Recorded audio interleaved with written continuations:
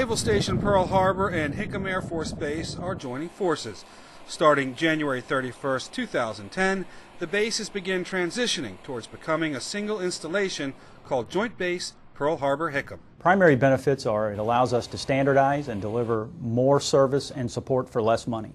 The new command group for the Joint Base combines leadership teams from Pearl Harbor and the 15th Airlift Wing at Hickam. The new Joint Base structure will directly affect more than 600 military and nearly 1,200 civilians as we merge into the new Joint Base organization. Our active duty airmen serving embedded Joint Base billets will report day-to-day to the Joint Base leadership. Administratively, they will continue to report through their Air Force chain under 13th Air Force. What we'll have is an organization that's fairly integrated joint organization. As the future Joint Base Commander, I will actually have Air Force officers that are direct reports to me, including the Deputy Joint Base Commander, who will be the current commander of the Mission Support Group. The Navy and Air Force signed a memorandum of agreement making the Joint Base venture official. As we transition, the first group of 45 joining functions activate 1 February 2010, and the remaining functions activate on 1 June 2010, providing a phased approach toward full operational capability, which will occur on 1 October 2010. The authority that Captain Kitchens holds during the transition period is authority delegated by the Joint Base Implementation Guidance for the Air Force forces he will lead. On 1 October 2010, he will assume full authority of command.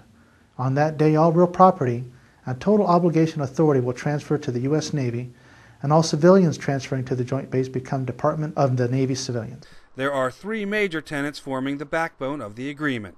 First and foremost, to have no negative impact or reduction in the warfighting and mission readiness of all the commands that are tenants here.